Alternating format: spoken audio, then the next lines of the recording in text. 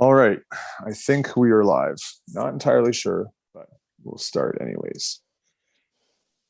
Oh, maybe.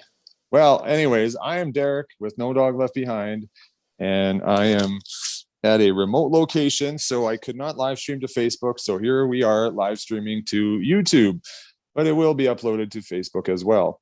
The Facebooks, as I like to call them. I have a guest today. This is episode 8 or 9, I guess, of the Everyday Dog. And my guest today is Madame Jenn. Now, I have Jenn here because she's a very valuable team member of No Dog Left Behind and helps me with a ton of administration stuff. And also because Jenn has her own oodles of doodles. You want to tell me a little bit more about that?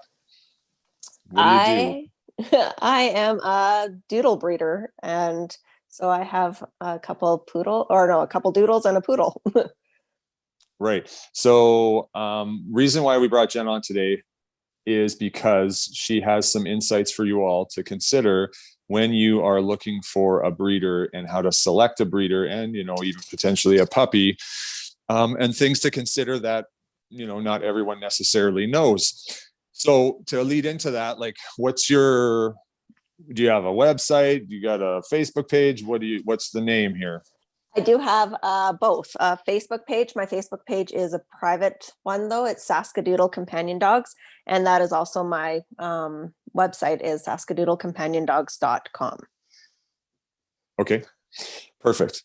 So next thing is I just want to lean on your expertise a little bit of understanding, what people think might want to be aware of when selecting a puppy, as far as like looking for a breeder, because it can be confusing, can be overwhelming. There's kind of some degree of scarcity as far as there seems to be more,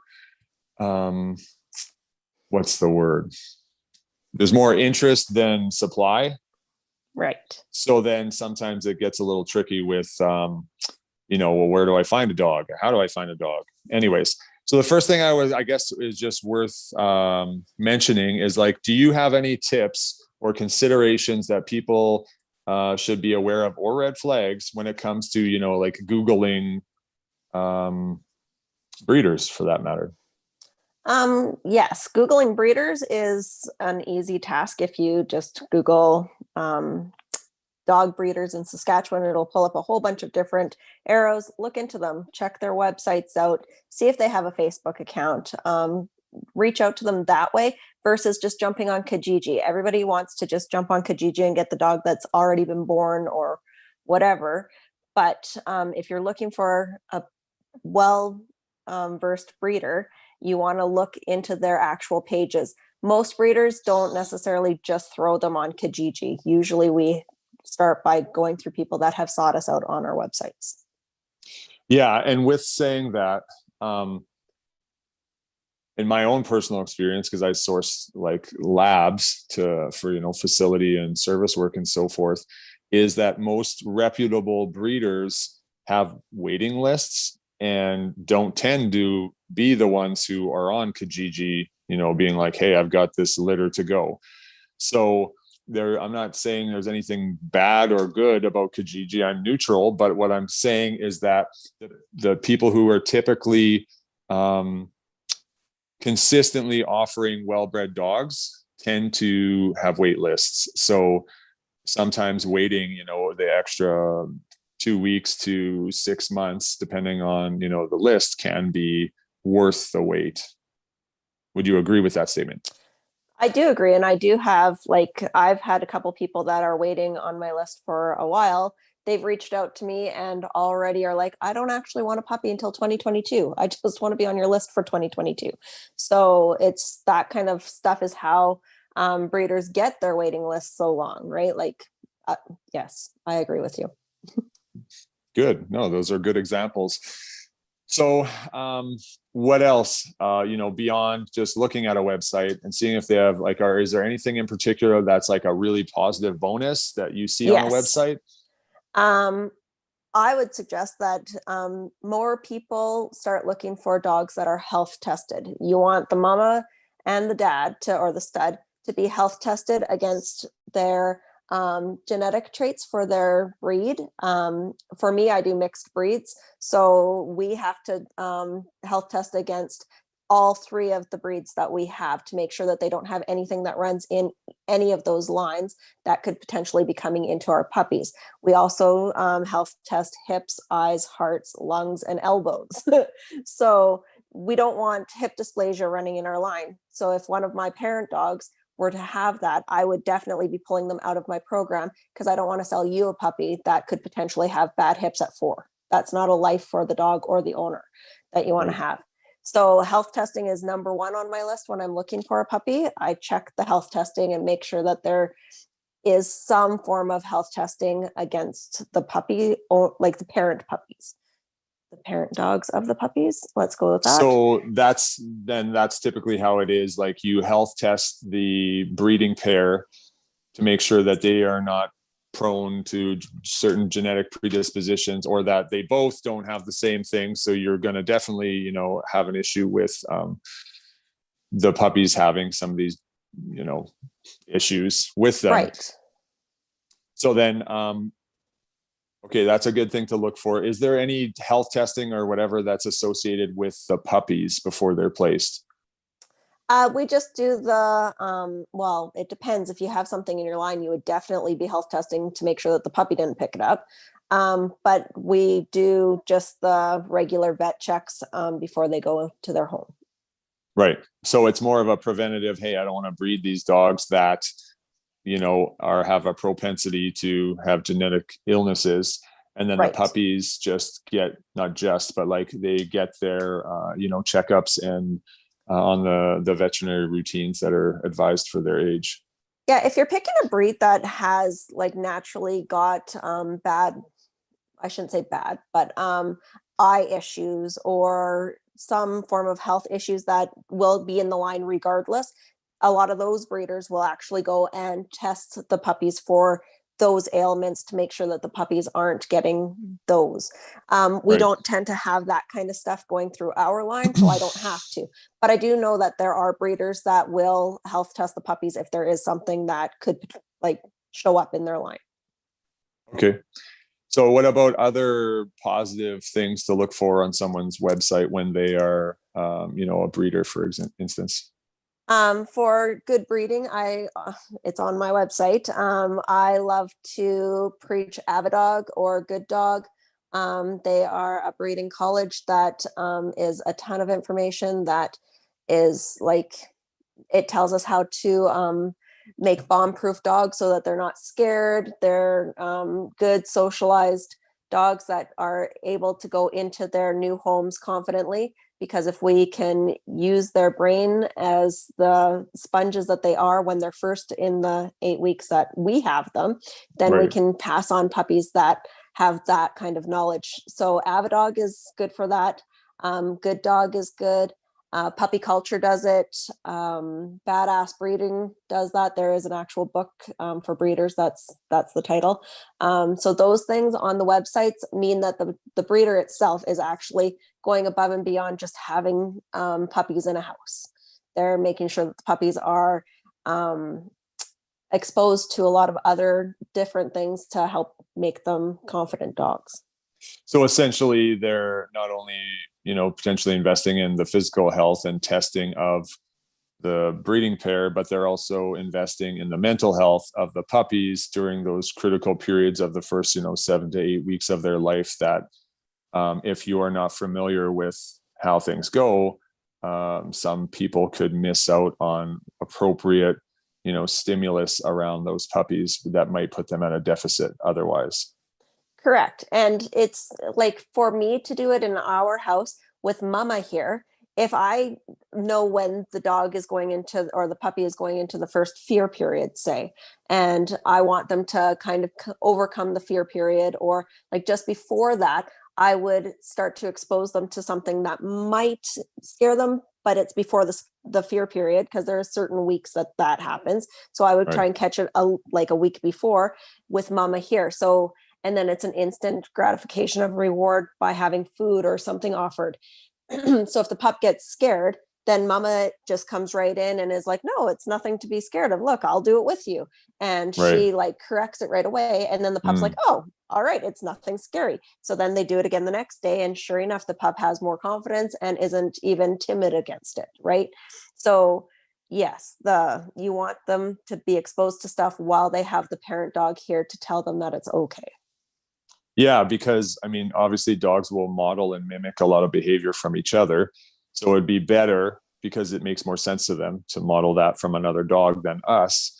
That it could definitely be an extra positive benefit to have some of those exposures done when one of the parents is around, instead of it being me. And I'm being like, it's fine. And they're like, no, it's not. But okay, that's great. Now, is there anything else positive wise that you know would be like, oh, it's great when breeders fill in the blank and mention it on their website? Oh, It's okay if there's not too. We yeah, can go to nothing the that's red jumping right flags. out into nothing that's really jumping out. I love seeing, like, if I'm looking for breeding pictures or whatever, or a breeding website, I will look to see if the pup is in the house with them and stuff like that in just their pictures. Are these pictures that show that the pup is actually being loved on themselves as a pet versus just being a puppy mill kind of situation, right? Those kind of things. Right. Or like potentially, spending a lot more time in an enclosure or a barn or something, Right. kind of like raising themselves with the mother, for example, or are they getting those additional exposures? From the negative side, is there anything else that comes to mind that people should maybe be mindful of? That, I would be mindful of the puppy mill ones, like we just said. Like, you want to make sure that they're being loved on. You don't want them in just a barn or a big kennel that has 20 other breeding pairs in them, and you're just so what getting. if there's not they don't have pictures? How do you determine that?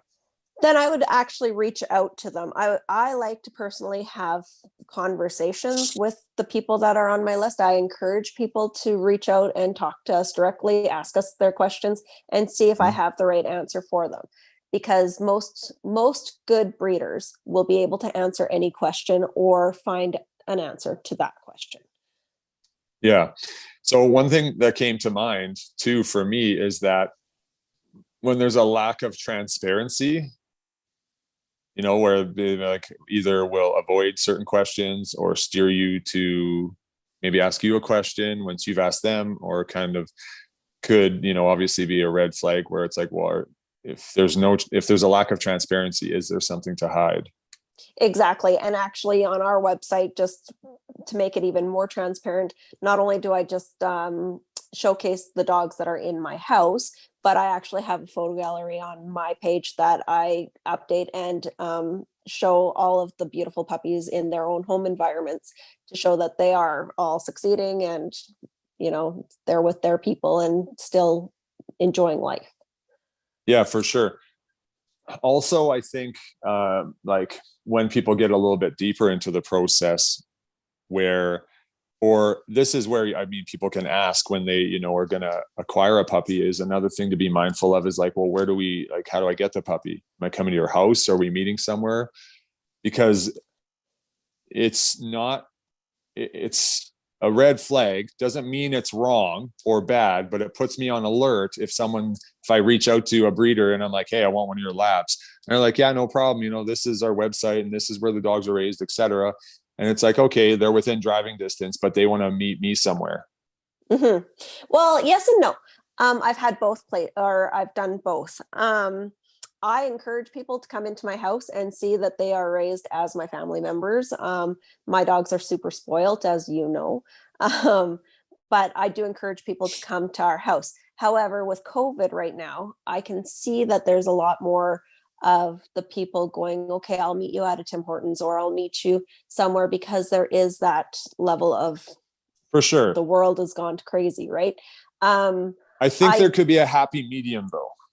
Yes, like you could come out to the front yard if you can't come into the house or whatever, right? Not In even the winter, necessarily, like it could just be totally virtual, right? Like if someone did like a YouTube video going around their house. This is where 100%. my puppies are. Like, no one's going to expend the energy to do that in a nice house and have like a room set up like you do that you don't actually use, right? Like, that's a lot of work. So you could have people seeing where the dogs are, but without them necessarily having to be there. It just is, once again, that transparency where I only have like affixed pictures that are who knows how old. And no, we got to meet here. You absolutely cannot come anywhere near my property. I'm like, well, why not? But, yeah, I mean, I get it too. I don't necessarily want everyone at my house, but I think there could be a happy medium with something as simple as like a recorded video. Oh, I agree. And that's, like you said, you nailed it right there. I tend to make sure that we FaceTime after the puppies are here. I FaceTime people that are from Ontario or Calgary. Right. Both of those, my puppies have gone to those places. And I'm like, come meet the litter, meet the puppies. Here, I'll sit and like show you the puppies. It's not a big deal for me because this is my world. So yeah, for sure. And I mean, obviously, if a person or a breeder has a reputation to, provide well-bred, healthy dogs, like there's typically reviews, right? There's Facebook reviews or there's Google reviews. My big cautions for people are mostly where there is no, what's the word, social proof. Right. And that combined with some of the things we mentioned. So I would be less scared or cautious if, for example, I dealt with a breeder that had a really great social proof of videos, case studies, whatever, and I wasn't going to their house versus someone who has no background and I know nothing about them. I don't know anyone who's got a dog from them, and I'm supposed to meet them at Tim Hortons. Right. And I'd also check the testimonials on their website. Like, I have a couple of testimonials on my website, and they do show a picture of the person that wrote it and the puppy that they got. And then you can actually transfer back into my photo gallery and make sure that that is a puppy that you see in my website, not just a random picture from a photo, like catfishing picture, right? Well, but that's even why I meant more specifically like reviews and testimonials and case studies that are from someone else on a separate apparatus, like not a website, but like a Google, a Facebook, that kind of thing. I get a lot of inquiries from, so I don't do it. He's gonna bark. I get a lot of inquiries from word of mouth. Like, oh, I just seen so-and-so's puppy, and you know, reaching out. So yes.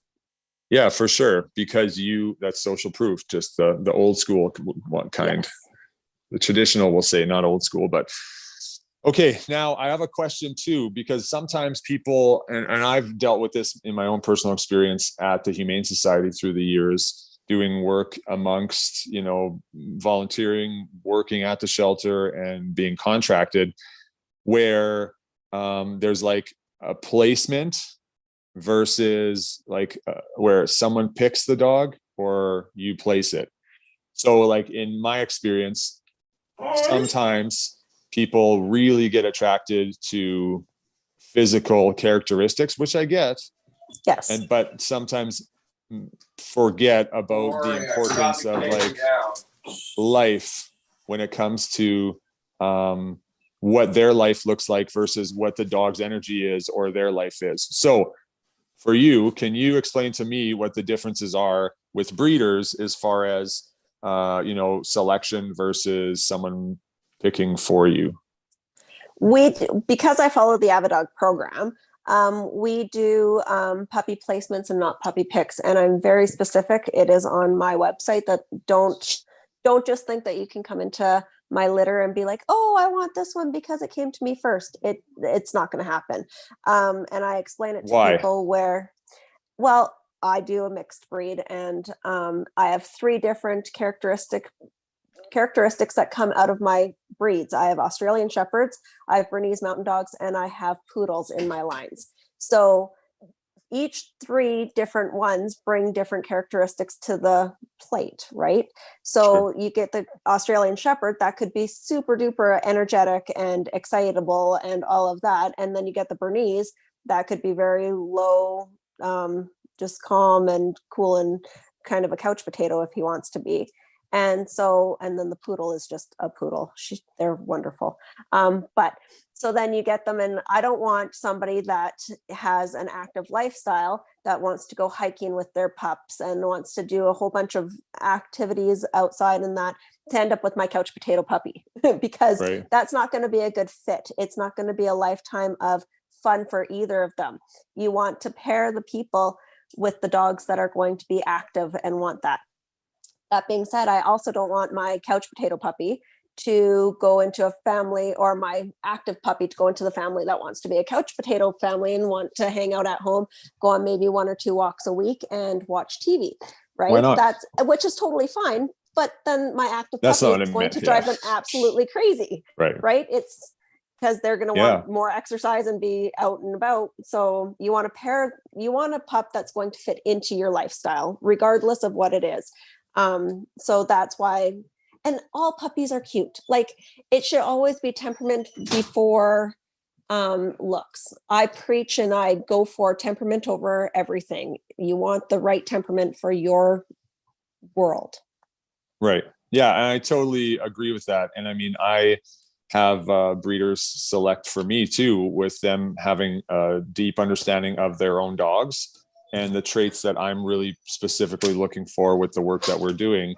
And it's worked out quite well, where I can trust the breeder because they have a ton of experience with their dogs to know them and what would work best for my specific needs. And I mean, I'm a trainer. Yeah, I could assess the dogs, but I'm like, there's a whole nother element that I'm missing, which is the tendencies, the parents, the lineage, and there's a whole additional aspect that I'm not going to determine within, a 1, 2, 3 hour time spent with this 7-week-old puppy. Right. We watch the puppies right from day one. Right. And so I go through day 1 to day 55 watching them. And I've kind of got a little idea in my head where I would place them ahead of time.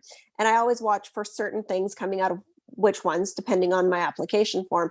And then at day 55, I actually bring in an outside source that hasn't seen my puppies, hasn't been to, see the litter and the characteristics up to that point. And we do an APET test. So it's a temperament evaluation. It's called a test. It's not a test, just to see what they pick up on the puppies. Who's the confident puppy? Who's the puppy that is more environmental focused versus human focused? Because if you want, I've had a few of my line go into the service area where their therapy dogs are going in for service training, and you want those guys to be a little bit more people focused than environment focused. So it's those things that we all find out on day 55, because that's the days that their actual characteristics show the most. Mm-hmm. Yeah, for sure. So that's super important, I think, just for people to, wrap their head around, is that just because you're really drawn to a specific physical traits of the dog, they're all going to be cute. This one might be slightly cuter in your opinion, but if it's a 10, or let's say a 79% more better matched up dog that is going to make your life more enjoyable with it. I mean, I don't even care about looks. And at all. I'm like temperament, because my entire business is built around working with dogs with, challenging behaviors. So I have no issue working with clients with them. But when it comes to me getting a dog into my home and adding it, I am very aware of what the type of dog I want to integrate into my home and what's suited for me, because I want it to be positive, harmonious, and pleasurable for all of us. I get to work with enough behavioral cases as it is. I don't need one living in my home, even though, yes, I could help it. And I have in the past lots, but it's temperament. And I guess I just can't drive that in enough. And if it's the right temperament for your family, it's easier to train. Like the whole bonding and everything is so much easier if it's the right fit for your family. Absolutely. I totally agree. Now, one last thing. Sometimes when it comes to puppies and people getting puppies, there's a possibility that people can get scammed. How does this, in your experience or anecdotally, have you heard about that this comes up where people are most likely to become prey to these predatory scammers? It actually goes both ways. Not only are people getting scammed, but breeders are getting their names stolen too. So it goes both ways. I hate to knock on Kijiji and all of that, but it's the answering the classified ads. Oh, we've got a puppy. Here's this puppy. I need a $2,000 deposit for this puppy. And it's all done on emails or whatever. And nobody ever reaches out or anything. They're like, no, if you want this puppy, it can be gone in like next week, but I need that deposit right now. And next thing you know, it's a scam. So you really have to be cautious and make sure that you're talking to somebody. Don't just answer the ad and send the money. Like Yeah. Most breeders do need a deposit, but most breeders will also have a conversation going where it's a back and forth. I'm not going to take a deposit on somebody who I like email once and be like, yeah, if you want on this list, you have to give a deposit before I even talk to you. No, let's talk Right. first and then I want the deposit, right? Like Yeah. that kind of stuff. And make sure that if you do find a Kijiji ad, because some breeders do go through the Kijiji and all of those kind of ads, if you do find them, then double back and check the websites. Don't just go from the ad. Do your homework, do your research, see the ad, and then look into them. Well, right, because to piggyback on what you said, someone could be pretending they're someone else. Like, I'm this Yes. breeder and I'm on Kijiji and I've got a reputation. And then they're like, send me the money. You're like, okay. But then you go and send them an email at the actual website that they have. And they're like, I don't know who you are. I'm sorry. I don't actually publicize on Kijiji. You're like, oh, that was close. Right. And like it has happened that I've had my own pictures of my pups stolen and tried to be used. And I've also had a couple different breeder friends do that too. So people are catfishing dog sales out there. Happen. Hopefully they didn't do it. Nope, we caught it before, but no, like I was just teasing you because you said Oh, I I had know, some other but breeder friends that did that, and I'm like, oh, they stole some pictures and pretended they're somewhere else. I was teasing. Never mind. yes. He was like, Anyway. anyways. So with that, is there anything else that you wanted to mention about that in particular in scamming, other than double down and make sure? No, yeah, just make sure you're talking, have an open conversation. If somebody wants to be like, hey, like, let me make sure that you're legit and stuff. And I get FaceTimed so many times from people wanting to be on my list. And I think people do FaceTime to make sure that you're real, right? Sure. I hate FaceTiming sometimes, but because usually people are catching me before I've even got makeup on or whatever, right? Or it's Sure. a bedtime and whatever. And it's like, okay, fine, I'll answer just to make sure that they know that I'm legit. And I'm usually like, Right. yeah, here, this is us. This is my house. This is so. I lost you Yeah. visually. All right. She fell off the call, but we were just about done anyways. So we are officially going to wrap it up. And I thank you guys for watching. If you want to learn any more about Jenn and her oodles of doodles, you can find her at the website she mentioned before. And you can also join my free closed Facebook group, The Everyday Dog Training Secrets, if that's something that you want some additional resources too. She's trying to come back, but we're leaving. So you have a nice day. If I can actually end this call.